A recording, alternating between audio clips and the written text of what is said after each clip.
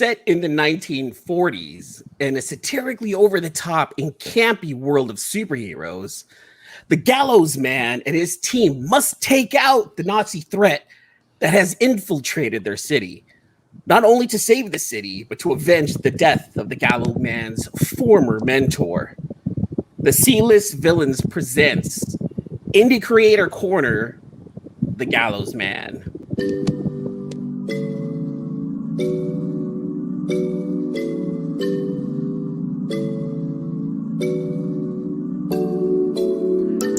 What's going on, everyone, and welcome to our new show, The C-List Villains presents Indie Creators Corner. And on this show, we talk to indie comic book creators to get to know them and their new comic book creations.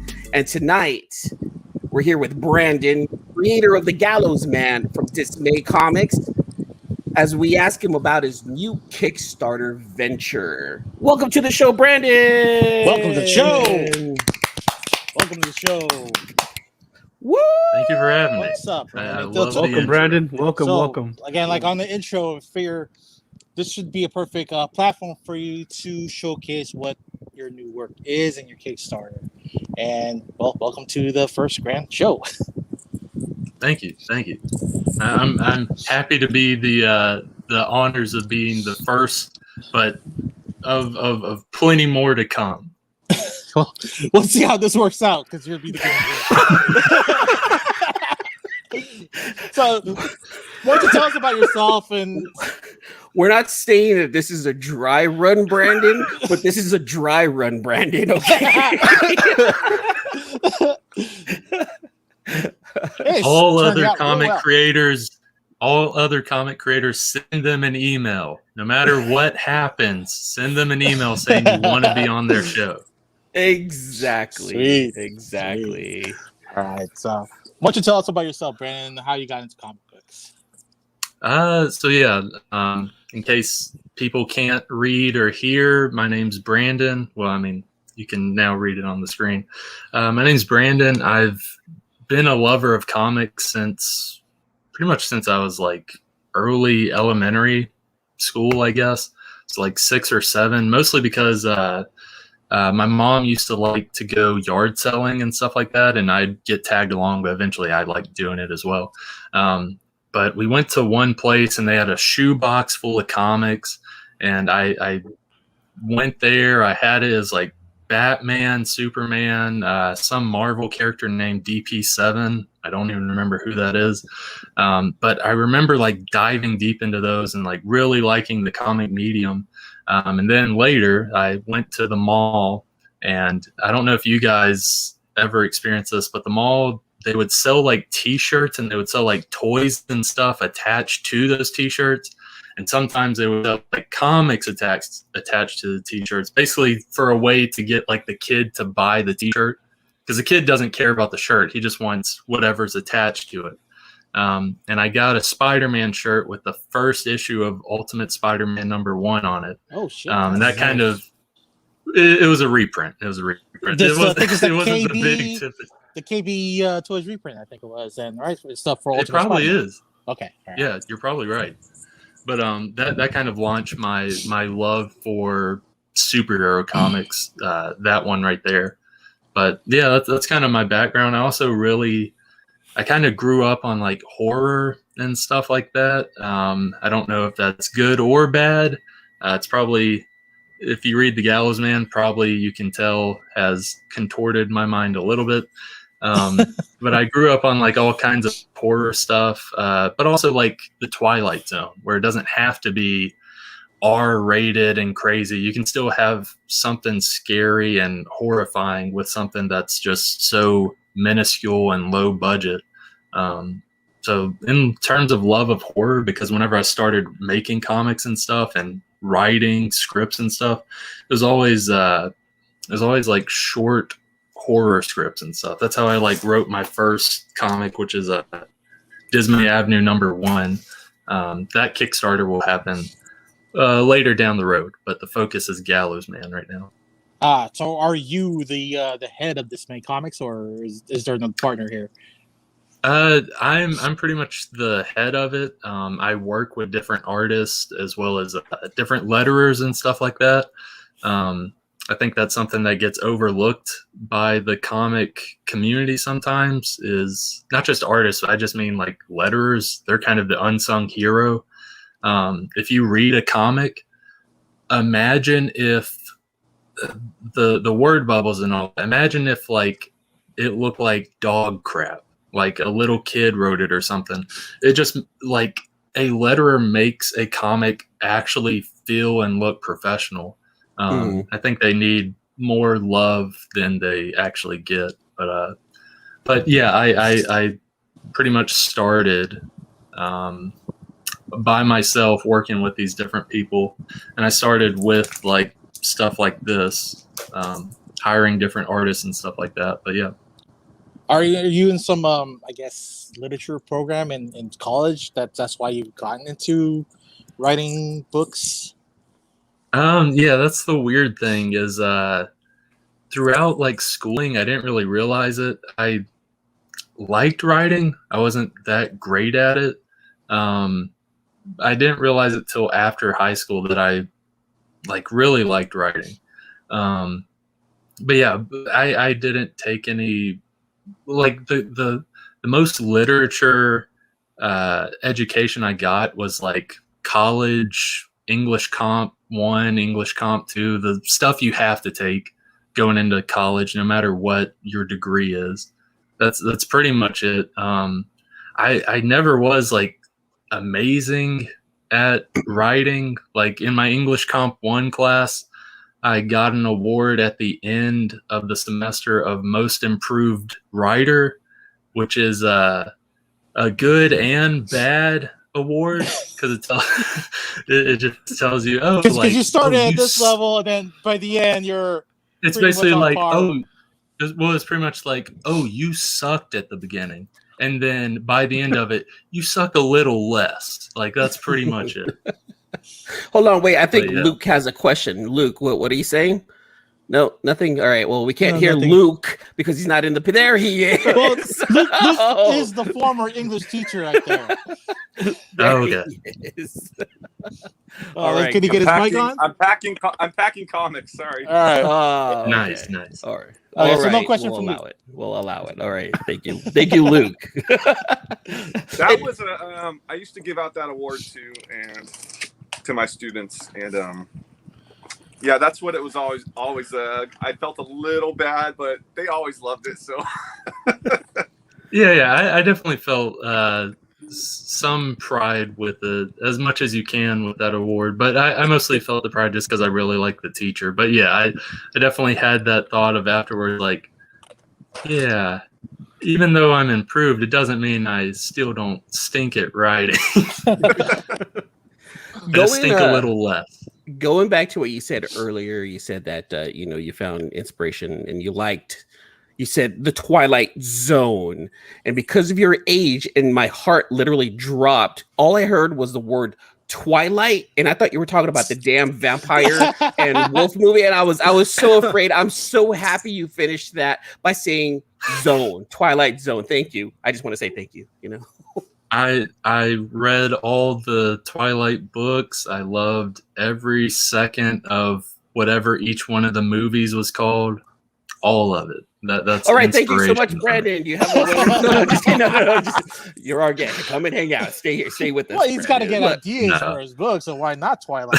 Look, Yeah, exactly. like The real what you inspiration like, to the Gallows Man is the Twilight universe. You can see the nuances there as you read it. The heroes sparkle, right? Whenever they get mad. Exactly. There you go. Yeah. Brandon, where do you live? Where do you live? Where do you reside? I live in basically Northwest Florida. Kind of So I live crazy place of the country.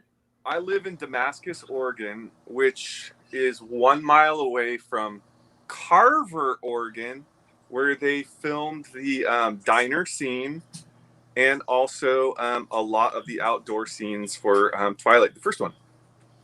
Nice. 1 mile away. I don't think Brandon's an actual Twilight fan, though. I You think should have ran to the diner or something and tried to be like an extra or something. Were you there when any of the filming happened, though, Luke? That's what I wanted. It was so low key. Nobody even knew it was happening. Nobody even cared when it took everyone by. No one knew what Twilight was before Twilight was Twilight.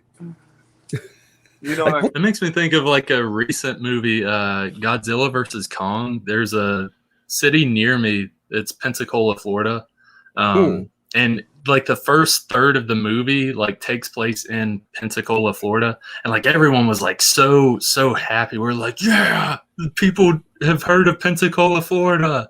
But then whenever you watch the movie, they like pan out from like the bay, and you're like, right, that's Pensacola, Florida, more like Hawaii or something. That looks like Hawaii. That's not Pensacola, Florida. Yeah, Like, don't lie, like that's Tampa. That's terrible. You shouldn't have done that. It looks more like Miami rather than Pensacola. don't a lot of movies use Pensacola as like the headquarters for some sort of like Army or Navy or something like that? Because there's a lot of like Air Force bases and stuff near Pensacola, so that's usually why. Yeah. Like I don't live in Pensacola, but I basically hear mortar shots, like mortar vibrations, probably every 3 hours or so, and I'm just used to it. I had my cousin over a couple days ago, and he kept commenting on it. He was like, "Is that normal?" I was like, "Yeah, it just happens." But, yeah. Well, definitely going back to how you were inspired to make this book from Twilight. What else inspired you to write The Gallows Man? A lot of inspiration comes from just that love for comics and the medium, especially like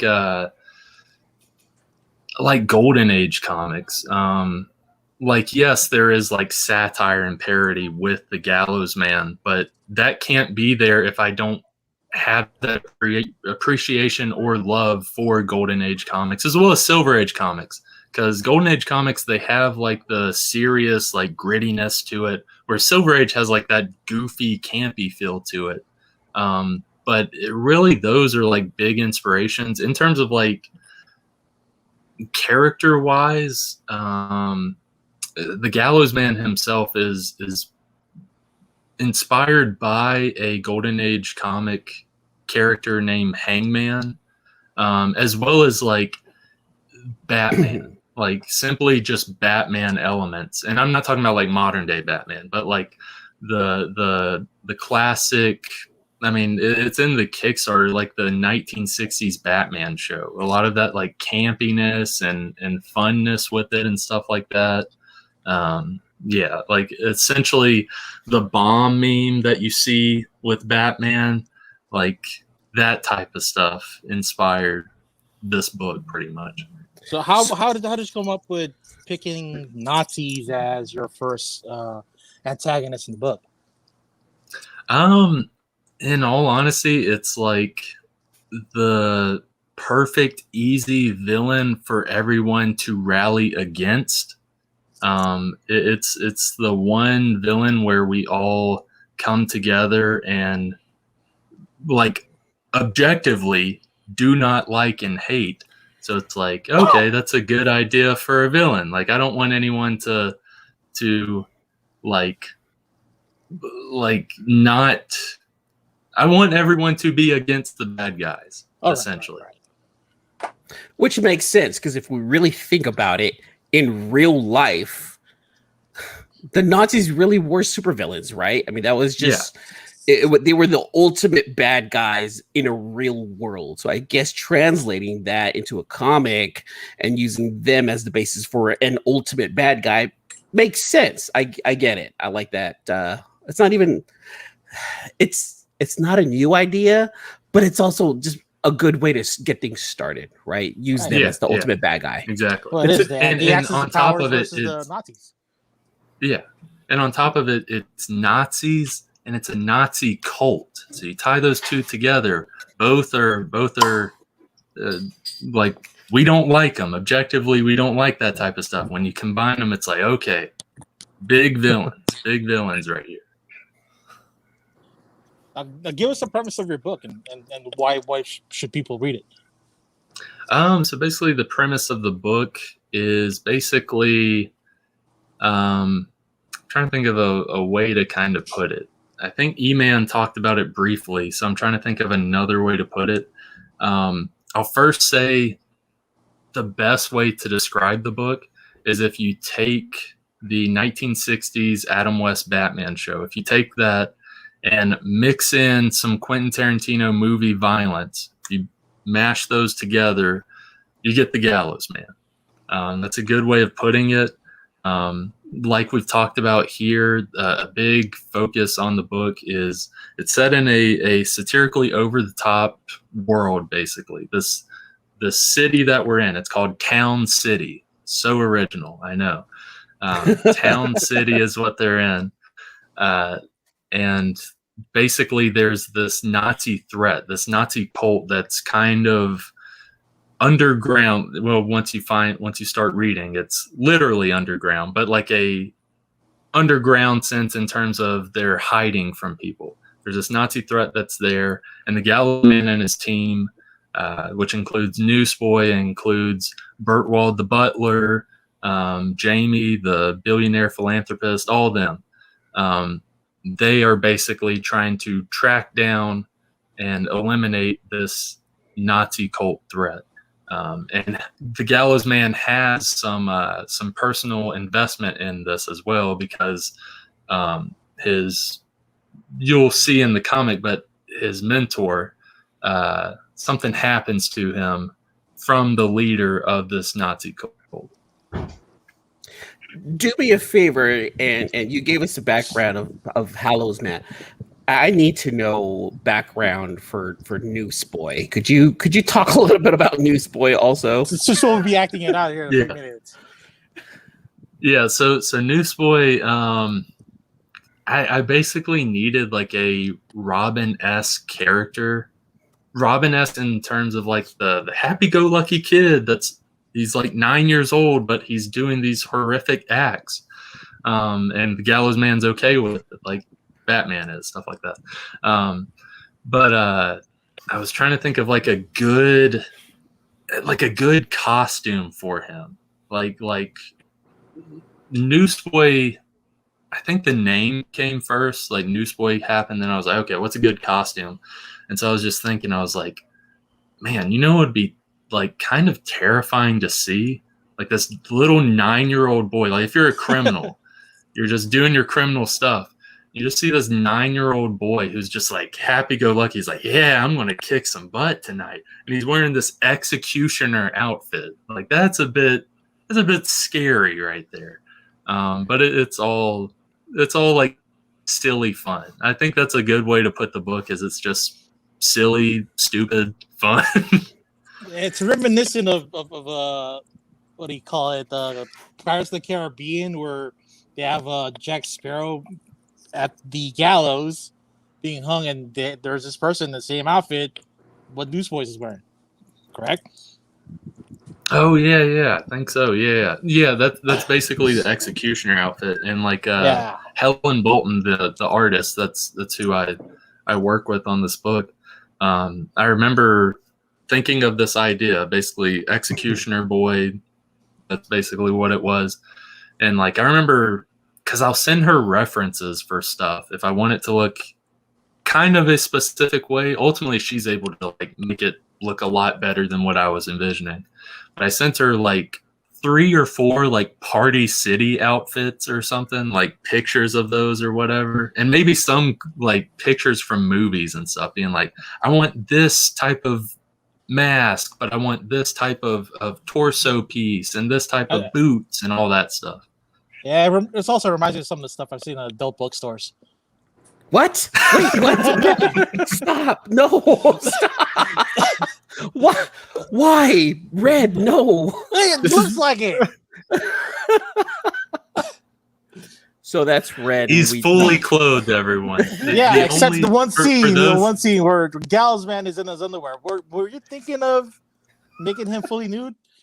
No. I was okay, no. all right. whenever I made the book, I wanted strictly the reason that it's rated M, because it is rated M for mature. The only reason, no language, no nudity, no not even like drug use, because they'll do drug use for cigarettes and stuff like that. Not even that. The only reason is for the violence, but it's still rated M. So that was kind of the thing going through with it.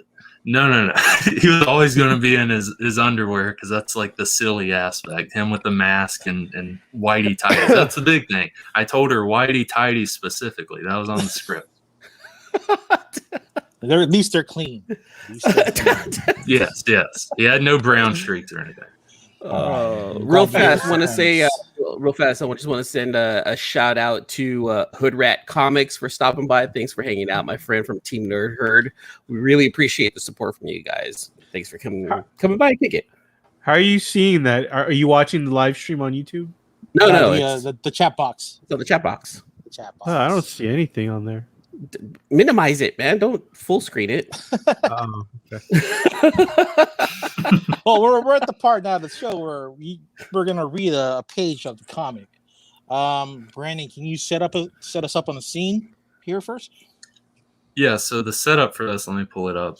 The setup for this is basically the Gallows Man and Newsboy. They just had a triumphant victory with a superhero outing they just had. And they just got back to the billionaire philanthropist Jamie Oakley's house, and their hidden base is in the tiniest part. It's in like a tiny little cave inside of a bookcase. But if you see the outside of the house, it's like, why don't they choose this room or that room? But no, they're in this like cramped little cave area. But anyway, they're in that meeting area. They're talking with Jamie. They're talking with Bertwald the butler about the great superhero night that they had. But they're also discussing this Nazi threat that they see have emerged from this little outing that they've had. So this is kind of in the midst of their discussion. And while they're talking, the Gallows Man and Jamie are kind of talking and kind of putting together, this might be a former threat that they've faced. And so that's where it goes from there. All right, man, you ready? All right. So this is the portion where Red and I are going to voice act out a page out of the Gallows Man. This is Red's idea, and I went along with it, Red. So who's Jamie? Who's Jamie? I just thought about that. Wait, there's only two people in this page. Yeah, there's two people. There's only the Gallows. Yeah. Oh, okay. I was looking at the page above. You're right. Okay, cool. All right. Well, okay, so Red is going to play the part of the Gallows Man, and I'm going to play the part of Newsboy. All right. All right, Red, are you ready? And scene. I'm afraid. So, we'll need to find the frog. Last I heard, he still hangs out over in the Far Side Alley. Yo, is Gallows Man Macho Man Randy Savage? Let's go for the Batman. Hey, brother, it's me, Gallows Man. I'm waiting for a Hulkster here. Yeah. Oh yeah, I got the noose ready for you, brother. See who, Gallows Man? I never heard. I thought I would cross paths with him again. The man who took everything away from me. Who is he, Gallows Man? It's been so long, but not a day goes by where I don't think about that night. Gallows Man? That night. And scene. Good job, I guys. think one of the best parts of that was seeing Luke's reaction midway. He was just like horrified, disgusted. Well, as a former English teacher, I'm sure he's gone through these read out loud sections in his class. So, You know what, though, Red? That was actually a pretty good idea. I wouldn't mind doing that again in the future. But that second line killed me. I couldn't hold it together. But Hey, man. Gallows Man. But when you're reading these comics, you've got to give your characters voices. So Don't you give all of your yes. characters the voice of what's his name? Oh shit, not Willem Dafoe. Never mind, I forgot the name. But I usually try to give Walken? Christopher Walken. I Yeah, can tell thank you. Christopher Walken. Can you imagine reading that as Chris? Hold on, where's that page at? I have to bring that page up. I never Can you thought imagine? I would cross paths with him again. Yes, The man who took everything away from me. For a 25-year-old, like, he knows Christopher Walken. That's pretty cool. You know Christopher Walken well. I've seen the You know Pulp what? Fiction scene a good bit. So This watch. No, earlier I was reading it and I was kind of reading it like William Shatner as Captain Kirk. I never thought I would cross paths with this man again. The man who took everything away from me. I was like, that's not gonna work. Hold on, that's not gonna work. That's why we went with the Batman Christian Bale voice with a little bit of Macho Man Randy Savage. Oh my god. Why didn't you act it out and do the whole like, oh yeah, like snap it to a Slim Jim? And... Not on the script. Ooh yeah. Oh my god. I want to read more of this book. So, Brandon, where can we see? Where else can we contact you? How can we help with your Kickstarter? Give us the info. yeah, so in terms of social media and stuff, people can find me on Dismay Comics. That's Dismay Comics on Facebook and Instagram. And the Kickstarter, you can go to the Facebook or Instagram account, go through the links, or you can just go to Kickstarter, type in the Gallows Man, it'll pop up.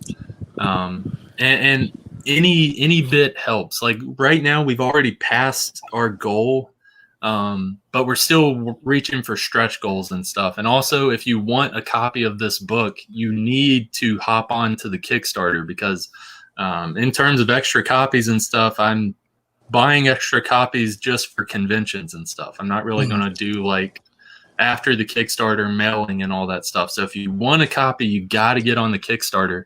And if you don't want a copy, but you just want to help out a little bit, throw a buck or two or whatever, we've got tiers for that. We've got tiers that range from $1 all the way to $70.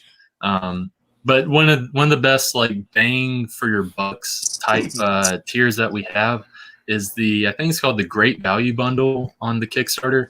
It's $25. It comes with a signed copy of here, I've got them right here.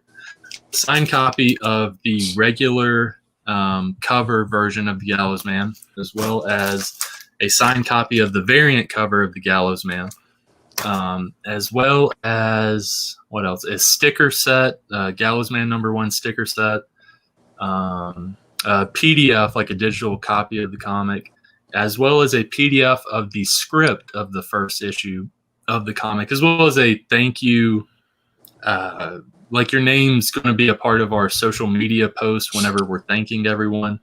But with that script, you can read through it.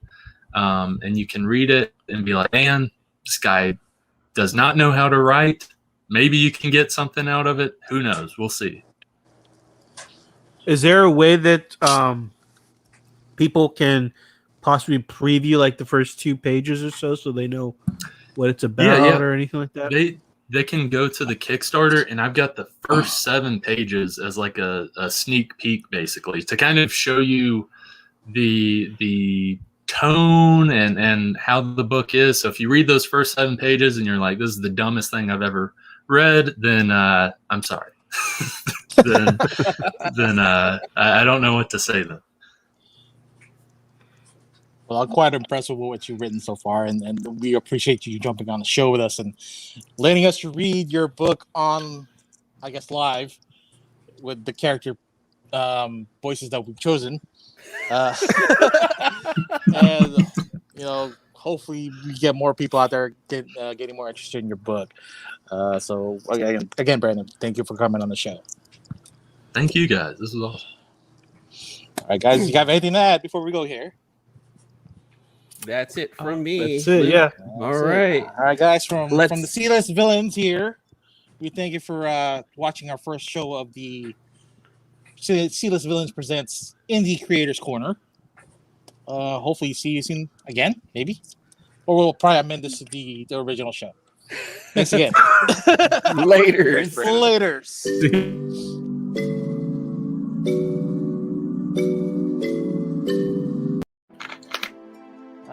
Thanks again for listening to another episode of the C-List Villains Podcast, your cultivators of the comic culture. Make sure you follow us on Instagram and Twitter, and subscribe to our podcast on iTunes and Spotify. All you got to do is search for C-List Villains. If you want to send us an email, you can contact us at clistvillains@gmail.com.